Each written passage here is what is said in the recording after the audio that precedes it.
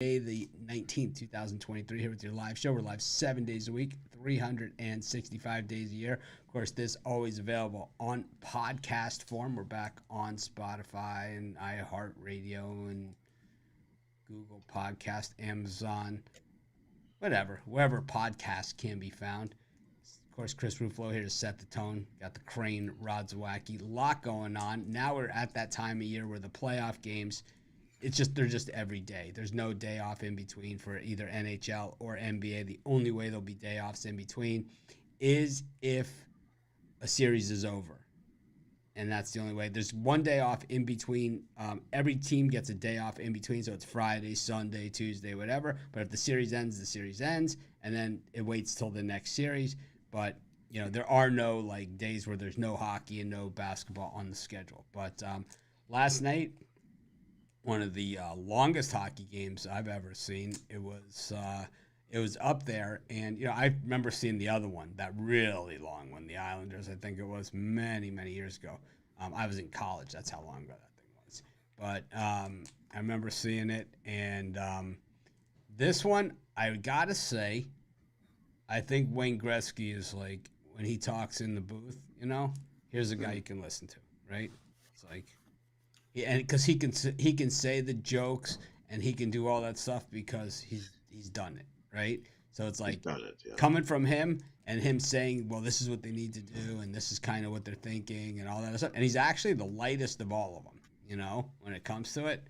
But when he said, you know, when they went after the end of the first overtime, he said, I think we should bear down here because we're going to be here for a very long time. You know, and he didn't say it like that. He said it kind of laughing while saying it, but he was serious when he said it. He said, we're going to be here for a long time. He's like, this, I can tell you that right now by watching this game. He goes, nobody here is trying to win this game. And I thought it was really interesting because, like, as a non-hockey person, I don't notice these things, right? But he's saying, no one's in the center of the ice. Everyone is taking it down the side because they don't want to be that guy that turns the puck over and costs his team the game. He's like, you learn this the first day of practice, you go over this, he goes, and nobody wants to be that guy. And then he said,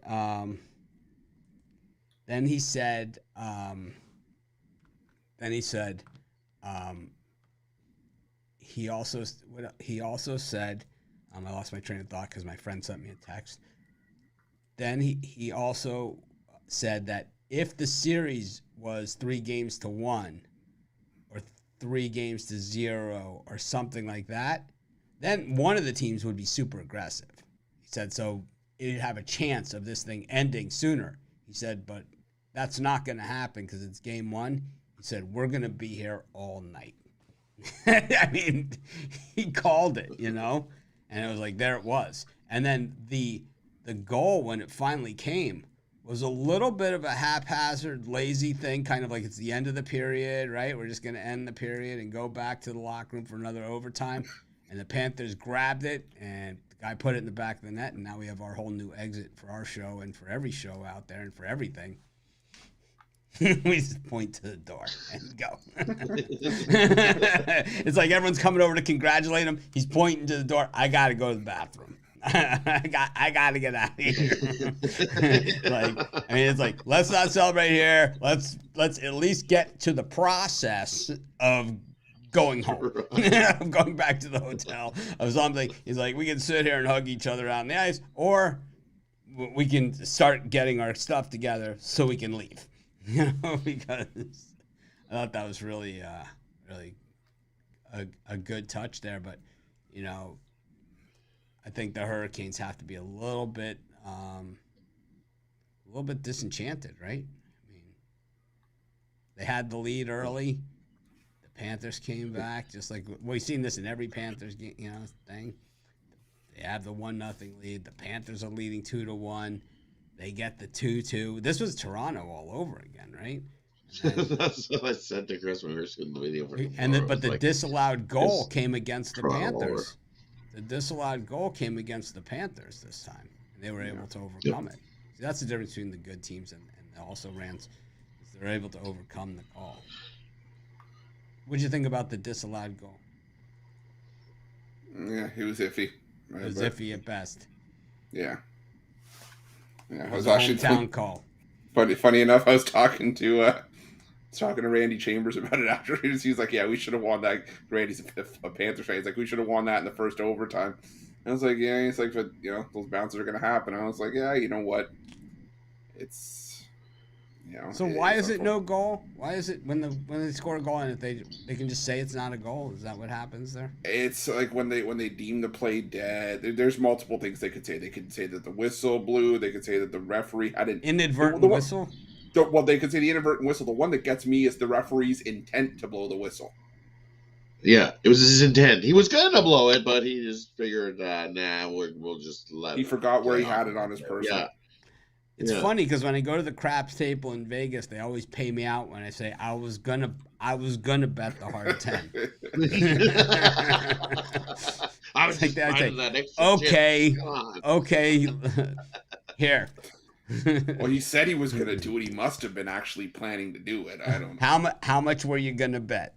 I don't know. Quarter. Okay. Everything I had. How much is that? How much you gonna? Quarter.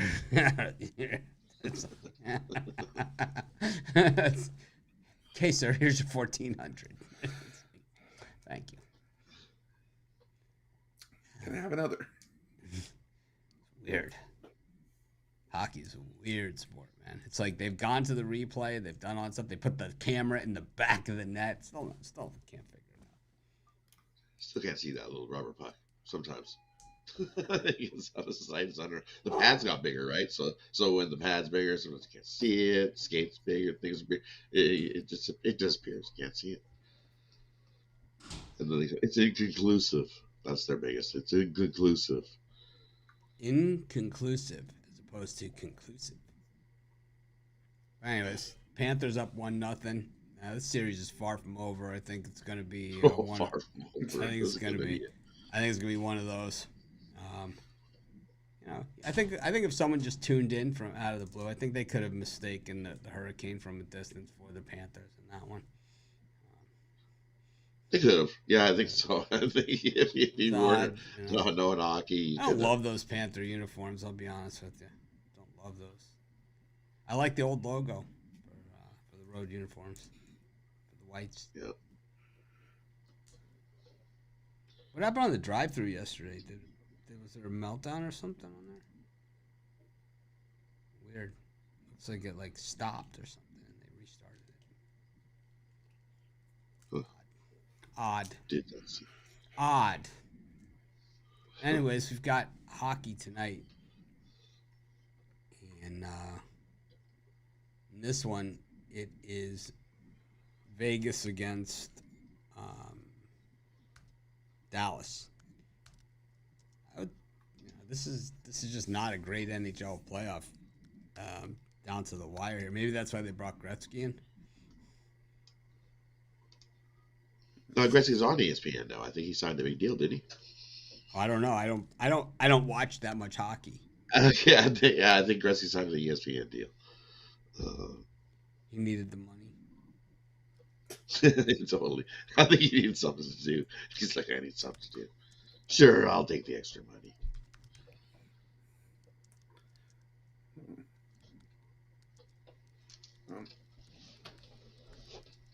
All right, well, Chris, what do you think of this beauty? I'm going to go back to with the under for this game, too. I think the same thing. I think it's going to be a feeling out process. Both teams have played some high-scoring hockey in the semifinals, but between these two, we've seen 4 straight unders. A couple of the last couple meetings have needed overtime as well. So I might take the under 5.5 in this one as well. I might sprinkle something on the 60-minute tie for some side action too. Hope for some overtime here as well. I think it's 1-3. You could see another 3-2 game here, so I'll take the under 5.5. Right. Yeah, I got to agree. I think you got to go with the under. Definitely going to feel each other out to start this series. Go with the under in the first period, like we did in game 1 yesterday. Because I think goals be like if we get one goal in that first period at best. Both goalies can stand their head, Aiden Hill and Dodger in net, yeah, definitely go with the under. And as you see, 3 of the last 4 meetings have hit overtime. So I'm with Chris. Sprinkle a little bit on that overtime. We could be seeing a repeat of what we seen last night. 4 overtimes later, and we might have a winner. Taking Vegas. I mean, most of you guys don't know this, or maybe you do know this, but like around general walking around, I wear a Vegas Knights hat like, all the time. It's if you ever see me around town or in Vegas or anywhere, I'm usually wearing a Vegas Knights hat, and people always say, "Oh, you like the Knights?" And it's like once in a while, like someone will say that to me. Like, I just forget I'm wearing the hat. Someone asked me if it was a Valpo hat, and that was recently. And in Vegas, people, they treat me like I'm a local. Like I never get the here's the special hand cream, any of that stuff because I wear the Vegas hat. So everyone thinks, like even at the craps table or whatever, they treat me like I'm a local because I wear the Vegas hat. It's the craziest thing. So for that reason alone, I'll take Vegas. Makes sense. They're my team, even though they're not my team. It's a hat that somebody gave me. Is what it is. I like it. It's a good hat for me because it's like it's not my Pick Dogs hat or Sports Chat hat or something. Because it's like, if I like it when people recognize me, and I like saying hello to our, our community and all that kind of good stuff out there.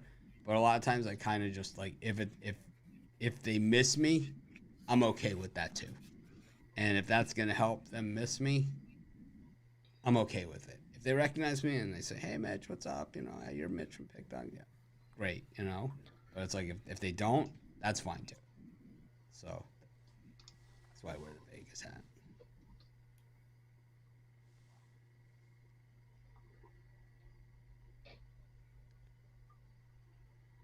Anyways.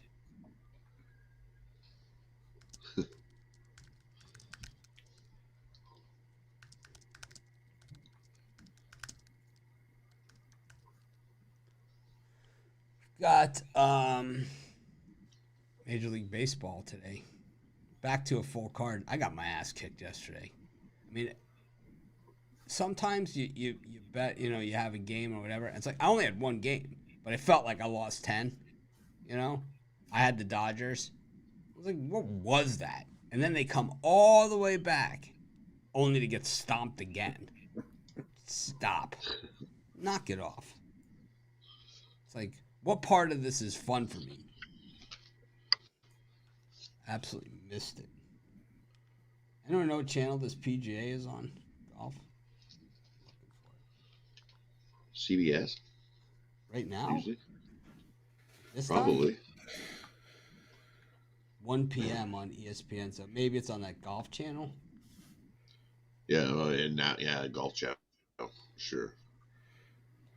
Boy, that's a crazy place to look for golf. No, School of Golf is on the golf channel. Maybe it's got it on.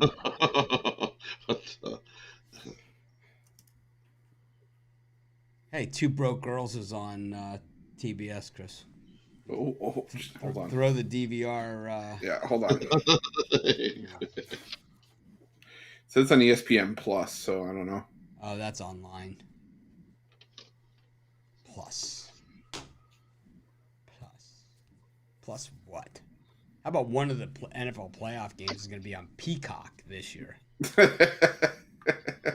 It's a paid app.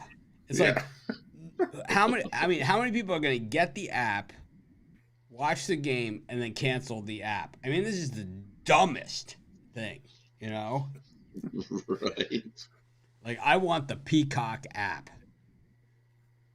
It's stupid idea. I think we should protest it, man. I really do. I think the fans in the world should protest the Peacock app. In fact, I think I'm going to do a video why we should protest the Peacock app. I was just going to say, is your protest going to be no halftime show for that game?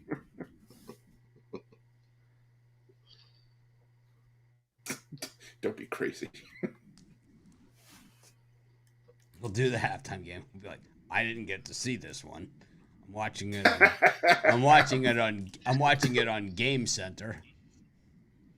It's like the worst way to watch a game. It's like, what's happening? What's happening? Oh, it's like you refresh. Nothing's happening. Refresh. It's like you hit refresh and then score. And then it's like you're there for like 2 or 3 minutes. You're like, what happened? And it's like something. It's like nothing's happened. It's like you refresh like 6 times. You're like, something must be happening. And then you refresh and then they update it. And it's like, timeout Cardinals. It's like. You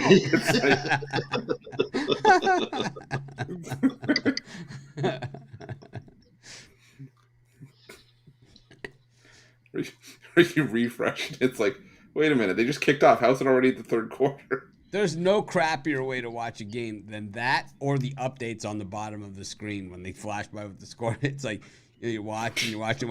Then they show and it's like right before the one that you want to watch. Then it's like the breaking news, and it's like from 6 days ago. It's like 6 days ago. It's like Tom Brady retires from the NFL. It's like 6 months ago. Oh, and it's like then they cut into the commercial, and the tape stops. And then they come back, and you miss that segment. It's like I forgot about that. Oh yeah, I don't forget about it. This is what I do. 2 broke girls. Pirates against the Diamondbacks. Rays against the Brew Crew. And the Reds against the Yankees. Chris? Yeah, I'm gonna roll with the Rays in the run line here. Price like this, I'm assuming it's Shane McClanahan. At least that's who I've seen on ESPN. So I haven't seen a confirmed starter for MLB, but like I said, at that price, I have to assume it's McClanahan. And if that's the case, the Brewers struggling against left-handed pitching, the Rays still crushing righties, and I just think that Adrian Hauser not the pitcher I want to have on the mound if I'm going to have to try to go through a bit of a pitcher's duel with Shane McClanahan. So give me the Tampa Bay Rays on the run line in this one. Rod? Man, I'll take the Diamondbacks on the run line against the Pirates here. Zach Gallen on the mound. With a great start this season, 6-1, 2.35 ERA, 80.85 WHIP. Oviedo getting the start for the Pirates, 2-3, 5.14 ERA with a 1.64 WHIP. Definitely going to get whipped in this one. Diamondbacks 22-7 the last 29 meetings versus the Pirates, 12-4 in Pittsburgh. I think this is going to be a long day for the Pirates, who definitely haven't looked good in the last 10. That's for sure. Cooling off after their hot start to the season. I'm going to go with the Diamondbacks on the run line in this one. I got to go with the Reds in this one against the Yankees. Clark Schmidt eat shit on the mound for the Yankees in this one. Sorry, just not ready to let that bit go yet. I can't do it. I enjoy it too much. As juvenile as it is. I'm sorry. The more juvenile, the better. Ben Lively on the mound for the Reds. I like the over in this thing too. I could have just copped out and just taken the over on it, but how can I not use my Clark Schmidt eat shit bit? How dare you pass on it? It's such a good bit. It will be Schmidt. It's a nice bit. Celtics are gonna be mad. Celtics are mad. They're gonna really want to win this one.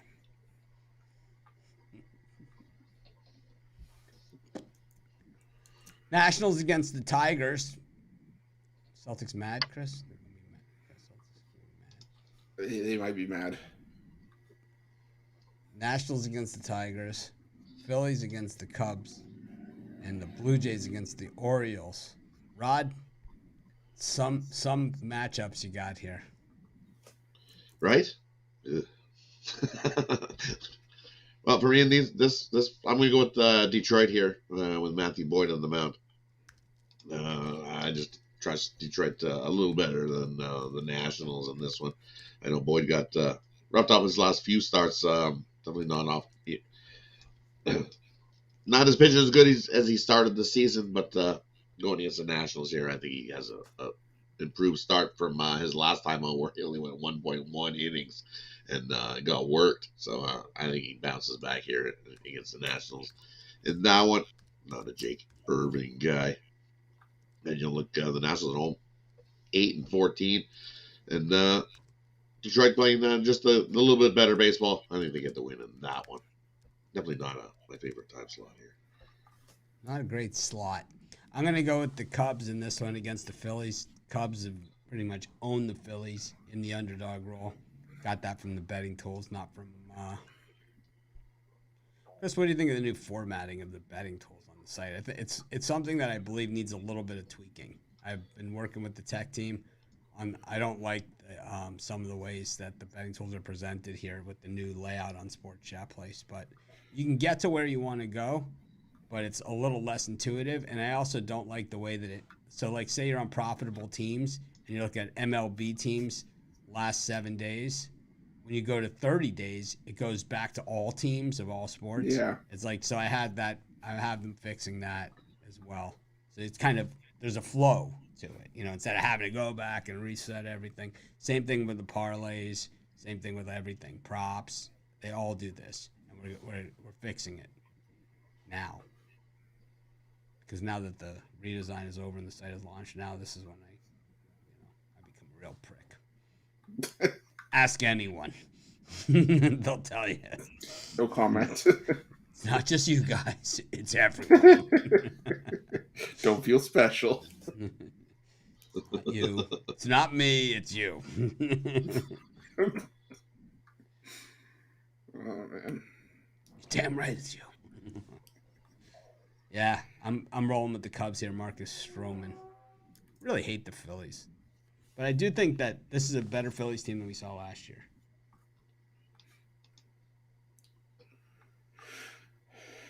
Yeah, that leaves me with the Orioles and the Blue Jays, and I'm gonna roll with the over in this one.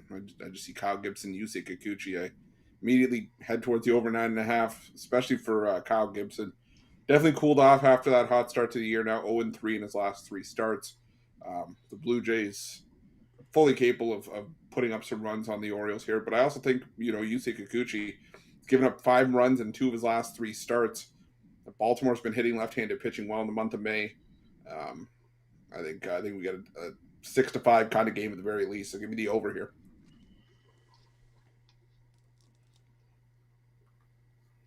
Got the Mets and the Guardians, the Braves and the Mariners, and the Rangers and the Rockies. I'm going to take the Braves in this one against the Mariners. I have no really I can't stand this slot. This is I'll be watching, the Boston Celtics list of excuses over this thing. Man. This is just a terrible slot here. Well, we thought that, that we could just play our game in the third quarter and, that the Heat would just go along with it. Because they don't like to shoot threes except when they're bombing us with them from everywhere. We won 3 quarters. If you go and break the game down into 4 quarters, we won 3 of them. Got your ass kicked, okay? You got worked. I mean, that's got to be the dumbest comment I've ever heard. Well, I've heard some dumber ones. I've had Al Nino's on my show. Jeez. I take the Braves here.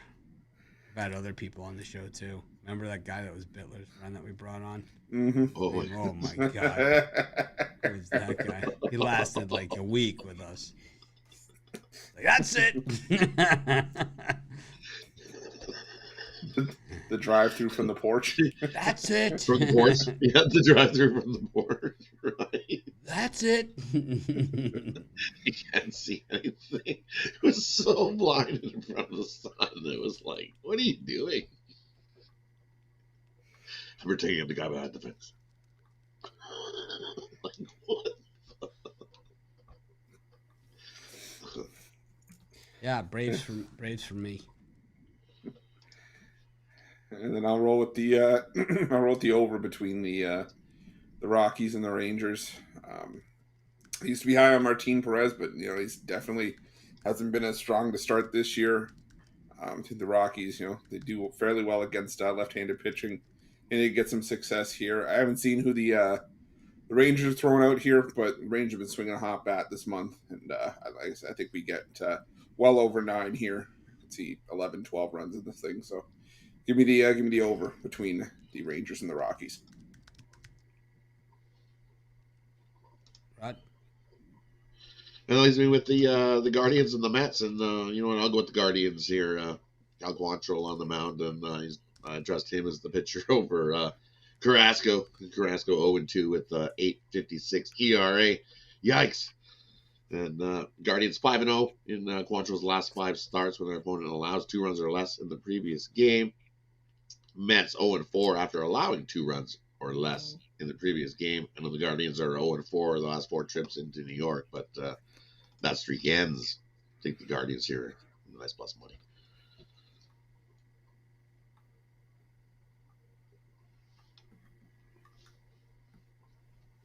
Okay.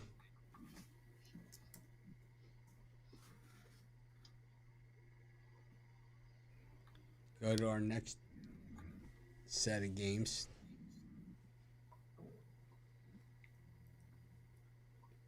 Astros and the A's. White Sox and the Royals.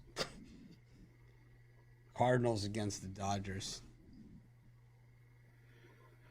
I tell you what, I hate this card. I mean, as we go through it, the more we go through it here, the more we dig in, the more we look under the covers. Yeah, it's like I loathe this card. I was gonna say I feel your anger coming through the screen. I mean, this card sucks. I mean, really, there's nothing fun about this one.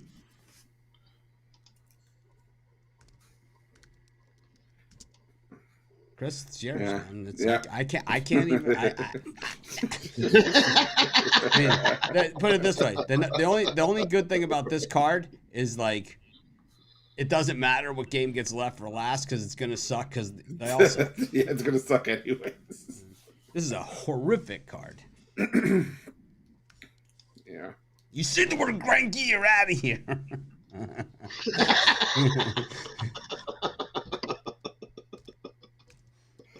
Well, it was nice knowing everybody because I'm going to take the over between the White Sox and the Royals. Greinke. I was going to take Greinke. I only said Greinke. I'm not backing him. He has struggled on the road basically since joining the Royals. I think since the Carter administration. Okay, fair enough. But the thing is with Greinke, since he joined the Royals last year, he's given up 23 home runs, and 20 of them have the ones that he's given up have come on the road. And I think the White Sox are swinging a hot bat; they can get to him. But Michael Kopech's still tied for second in the majors with 12 home runs allowed this season. So, yeah, 6 in 1 inning. Yeah, 6 exactly. 1 inning. So yeah, give me the over 9.5 between the White Sox and the Royals. These guys might still be hitting tomorrow too. So.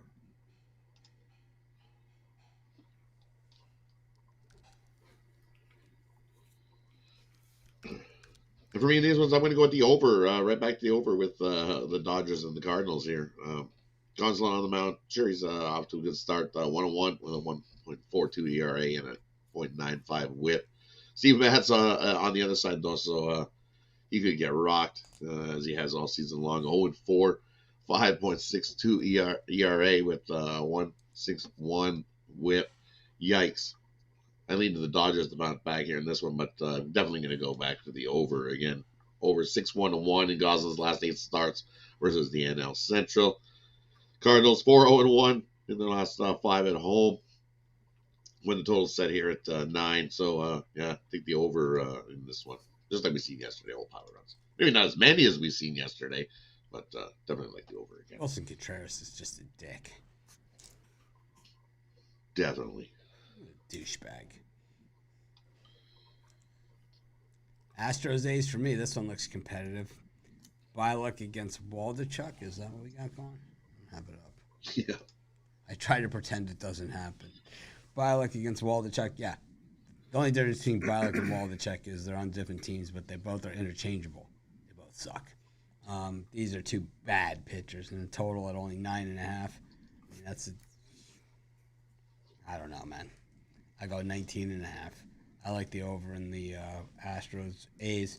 I mean, you can do a same game parlay with the Astros and the over. I mean, I guess, right? Because giving out the Astros against the A's, I could be a Twitter capper, right? We should come up with a Twitter capper, you know. Mitchie the clown. Use the clown emoji. We'll just give out, these picks and then talk about how great we are. How easy it is. Big check mark. How great we are. How easy it's going to be. The big giant green check mark. Check mark. You can pay to be verified. Pay to be verified. I'm verified. I paid to be verified. $8. Did you? $8. $8. On spite of one. I'm verified on TikTok though. That one you can't pay to be verified. I'm TikTok verified. The one that's going to be outlawed in the United States. That one. Yeah. When? What are you talking about? It's funny. It's run by China. Yeah. Did I mention I hate Steven Matz? You might have once or twice, but the floor is always open for the Steven Matz hate train. It's like you play the Granky drinking game with Ruffalo. Every time he says Granky, you got to drink. It's like, oh my god. You Granky, are Granky. loaded. Granky. Oh, come on. I'm not a fan of Griffin Canning.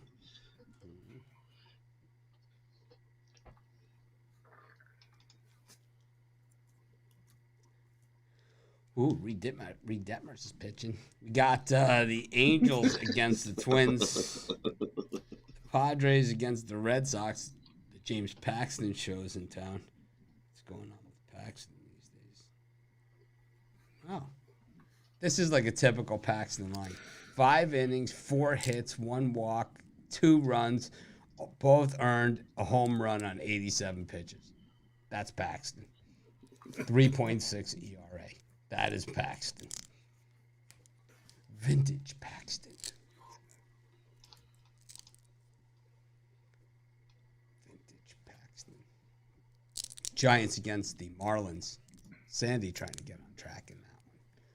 Who's up? It's Rod? I'm up. So I'm gonna go with the under in that one. With Sandy Alcantara on the mound here. Miami 2-1 in this series with Alcantara on the mound and DeScalfani on the other side for the Giants. We've seen this meeting before between these teams, and it ended up 3-0 for the Marlins last time this happened. I expect the same. Pitchers duel. Runs come late in this one, so I'm going to go with the under. Alcantara 5-0 in his last 5 starts when the total's been this low. And look at head-to-head, 16-5-1 the last 22 meetings to the under, 7-2-1 the last 10 in San Francisco. So take the under. Marlins, Giants. I caught the inflection there. I think it was an unintentional inflection, and then once he caught himself, he went to realized he was inflection. Yeah. Chris, I need a ruling. I need a ruling. I think it was an unintentional inflection into the intentional inflection once he caught himself on the inflection. Yeah, I think there was just at a certain point he was committed. He said, I goofed, and then you know what? Yeah, I'm inflected. There's no going back at that point. So he's like, I might as well just acknowledge the blunder and. Well, it's not a blunder. It's just the inflection. No, I'm not saying blunder. It's either special occasions or just total lack of caring whatsoever. It's one or the other. It's a game I really don't care about and got planted with.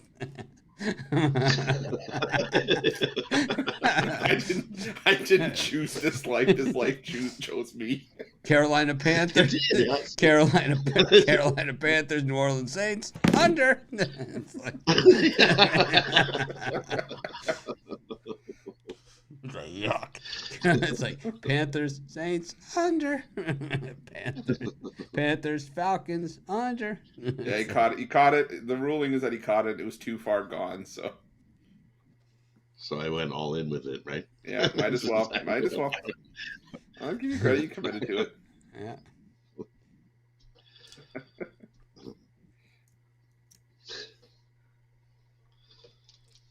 I like the Red Sox against the Padres. I think the Padres just suck. They're the worst, man. They're straight ass once again. 2 years ago, I said on this show, I said at the beginning of the season, I said we're going to fade the Padres every single game this season. They were picked to win the division. I said we're going to fade them every single game. And we cashed like no one's business. And I think we're in that same situation with this Padres team. I just think that they're in big trouble. Tomorrow they have Joe Musgrove going, but they're up against Chris Sale. I mean, they're just dead. You can't go into the season with Ryan Weathers as part of your starting rotation and claim that you're the favorite to win the division. I'm sorry. I'm not going to let it happen. Doesn't work like that. I'm usually good at holding back on things like this and keeping these thoughts to myself, but I think in this case I'm going to have to really just call it like it is. I think the Padres just aren't very good. When I go to the betting tools, which I use often, I don't just talk about them, I actually use them myself. And I go to the profitable teams, and I did this when on the drive-thru the other day. I was on the drive-thru, and I went to profitable teams on there, and I looked at Major League Baseball. And I went to the last 7 days, and the Padres were dead last at the time. Now, when we look at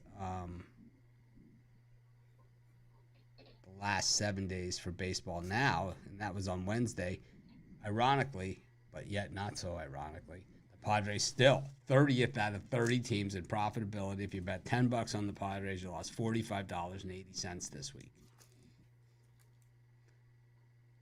And as they say, that and a token will get you on the subway.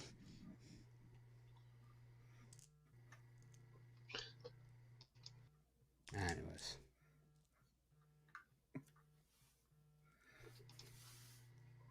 Chris, you're up. All right, well, then I'll take the Minnesota Twins against the Angels. Not a Reed Detmers guy. I like Joe Ryan. You know, he's proven to be, but I think he's proven to be the staff ace for the Twins. I know a lot of talk about Sonny Gray, but I think that Ryan's stuff is just more sustainable, and I think he's going to get the win here for the Twins. He usually play much better with Joe Ryan on the mound. I believe they're 7-2 in his 9 starts this year. I could be wrong on that number, but they have a lot of success with him on the hill, and just not into back and Reed Detmers, especially at a near coin flip price. So give me the Twins in this one. Frickin' love Detmers. If you bet $10 on every Angels game this week, you've lost $4.90. A token. If you bet $10 on the Twins every single game this week, you've won 60 cents. 60 cents. Woo. I mean, there's some people that bet the same teams every day, right? Oh, yeah. And it's like, I mean, you look at those profitable teams and you run it by the, if you go last 180, that would be all the games this season. But if you do last 30 days or last 7 days and everything, you could see, betting on the same team in most cases is really stupid. I mean, it's your money. You can do whatever the hell you want with it, but it's stupid. You're better off spending it all on ice cream. Ooh. Cookie dough. I was in such a bad mood the other day. I was at the grocery store with my wife. She's like, "They got 2 for $1 on cookie dough, and you're still not smiling."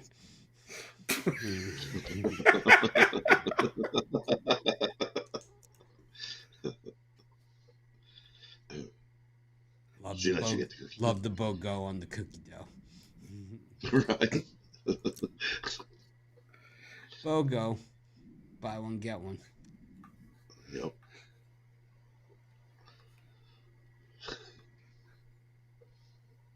Takes us to the NBA, scene of the crime. You know, last time on the show, I went into an entire rant about this game. And, well, Chris, what do you think? Oh, I'm gonna go back to the over. Yeah, I still see the point. The totals moved. I think it's about 5 points towards the over, but still not scaring me off. I think 215.5 is not enough.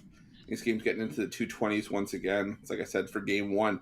This Heat team, got to remember they're still pretty much the same team that finished number one in the East last season, and the Celtics are more comparable, I would say, to the Bucks than they are the Knicks. Is it comparable or comparable? I say comparable. Then why'd you just say comparable? Did I? I don't even know what I said. I don't know. Comparable, comparable, tomato. Either way, I said Miles Mikolas, and someone told me I was an asshole, an idiot, and I knew nothing about anything because I didn't pronounce it correctly.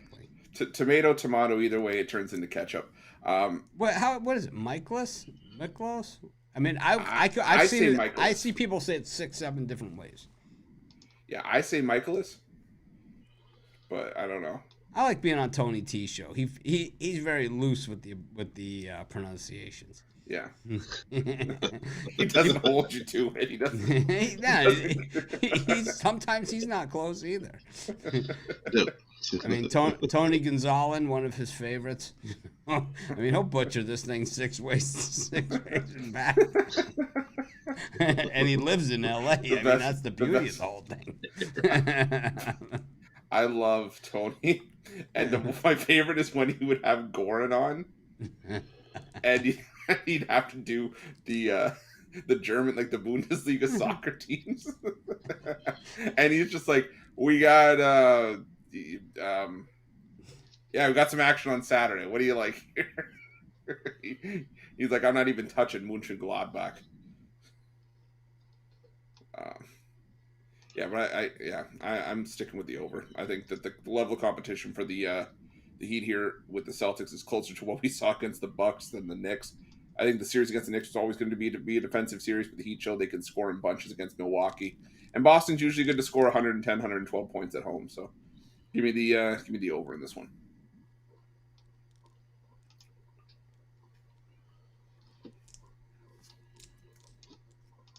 Rod? I agree with Chris. Take the over. I think just like we've seen in game one, definitely more of a track meet than defensive style, slow-paced game. And I think we get the same here in game two. I also am going to stick with Boston in the first half. They played a great first half, and then their second half was definitely their downfall. Ooh, they looked awful. Got whooped in the second half of that one. I'm going to go with the Celtics minus the 5.5 in the first half and the over full game. I think the Celtics do win this game because it's going to be a longer series. It's okay, Rod. It's okay. You picked them last game too, and you laid the points, but that's okay. I'm taking the Heat here. I'm taking the money line. First quarter, second quarter, halftime, third quarter, and game. I love them. Everybody's on the Celtics because they're mad, because they need this one. They really want this one. I tell you what, they've lost 3 times in a row now to the Heat, and none of them have been pretty. And last time was really just an embarrassment. And the Heat basically said, well, we can just push the button whenever you feel like playing and, make these guys look very, very stupid. And, well, not as stupid as they look at the press conference, but pretty stupid out on the floor. But the thing is that, I mean, it's clear the Heat are the far better team that, they have a bunch of guys on the Celtics that don't want the ball in the clutch. So I think if the Heat can apply the early pressure on the Celtics, and I think they know this, is that they let the Celtics kind of get out on them a little bit, that this game, I think they're going to not let the Celtics get out on them, and I think they're going to really put the screws to them, because when the Celtics, if you let the Celtics get out on you, well, in meaningless baskets, meaningless all this other stuff, Jason Tatum is like, running up and down the court and doing his thing or whatever. But when it comes to meaningful shots and meaningful baskets and meaningful trips down the court, Jason Tatum is nowhere even near the basketball. He's nowhere to be found. Like we saw it for Miami last time, even when it wasn't playoff Jimmy taking the shots, the ball was going through him. He was distributing.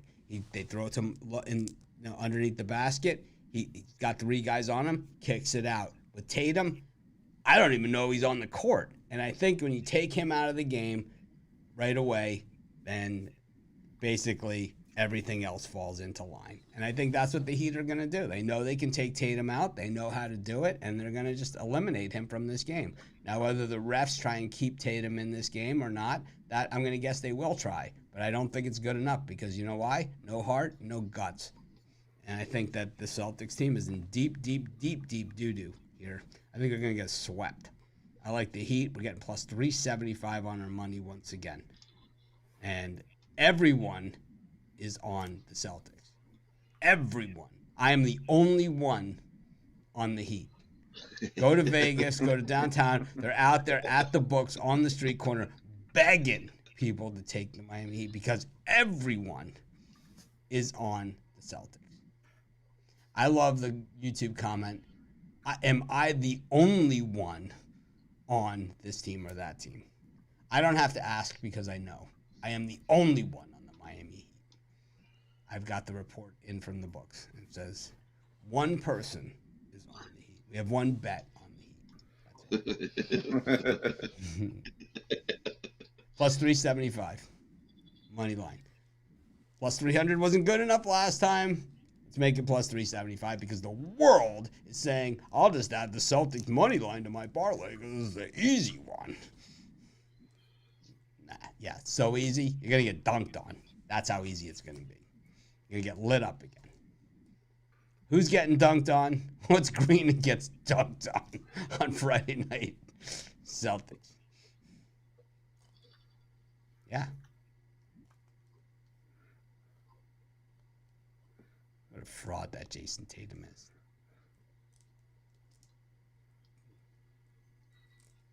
This could be Marcus Smart's or Jaylen Brown's last game in Boston. They lose here, they get swept out in Miami. He never returns to the team. This could be his last game. They'll probably give him. You think that going down 2-0 and losing to the Heat twice in a row, that the crowd will give Brown an ovation as he leaves the court tonight? How about the Hurricane fans last night on the last goal? It was like they didn't even have time to be stunned by it because the Panthers had already skated into the locker room. You couldn't even watch. They weren't even around to see the Panthers like skate in. Like they couldn't even see it because they were just sitting there, and the stunned disbelief didn't even settle in yet. It was kind of they're all cheering, Looked like the Maple Leafs fans standing outside. It's like, what? Standing outside. It's like, what are you doing, man? Is there a porta potty around? I mean, what's going on here? What are you guys doing? You should Edmonton does the same. Do you have a house? I mean, and then they fight to get in. It's free to get in, and we're fighting to get in. Do you have a house with a couch and a fridge full of refreshments? Because I do. Right? It's $8 a beer back here behind you. There's no chairs. You got to stand through the whole thing outside on this concrete pad. Yeah, in you go. And they fight to get in. It's like what?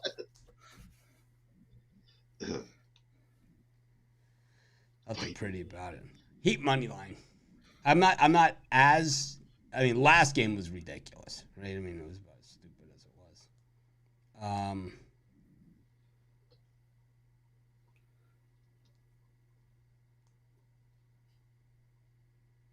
About as stupid as it was, but this one, I think it might be a little bit more competitive because I think the refs are going to really take it to the Heat here to try and keep it close. But nah, it's going to be one of those things. It could look like selected seats, say, at the TD North Garden midway through the fourth quarter after a lot of booing. It's been a tough year for the Boston sports fans. Had to watch Mac Jones play quarterback. Then you have to sit there and watch the Bruins lose to a Miami team, and now the same fate. Same fate for your Celtics. What happened to the Boston fans? Post-traumatic stress disorder. Well, at least they got Bedard. No, they didn't. That was the Blackhawks. No, they didn't get Oh. Oh. We didn't? Oh, that's right.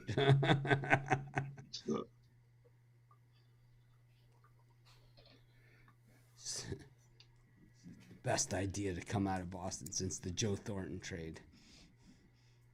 That was a good idea.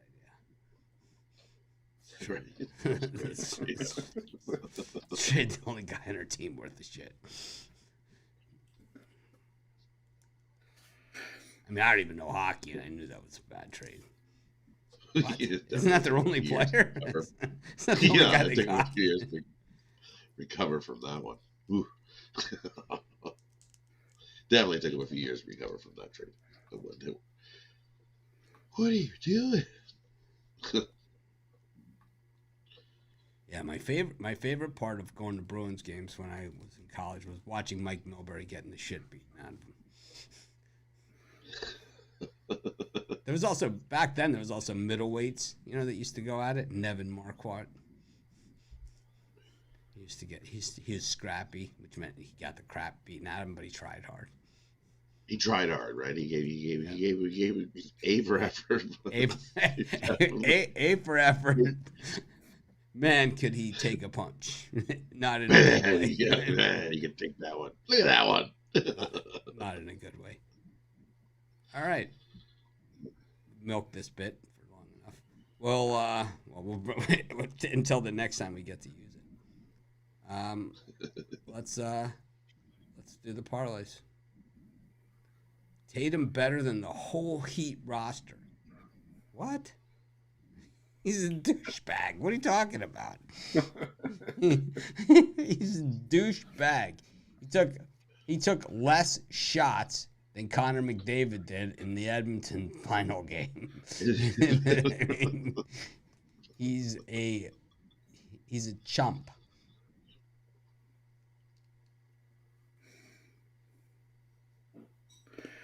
How many rings does Jason Tatum have?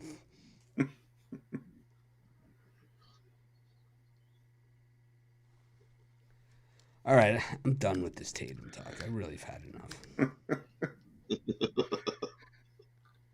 Makes me sick.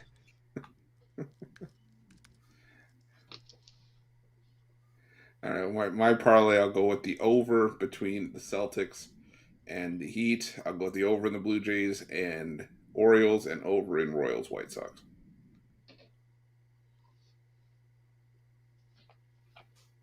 And for me, I agree. I'm going to take the Boston Celtics and the Heat game over the total. We're going to take the Marlins and the Giants under the total. And we're going to take the under in the first period between Dallas and Vegas. Parlay those three out. I like Jason Tatum under 29.5 points. Jason Tatum under 9.5 rebounds. Jason Tatum over 4.5 assists.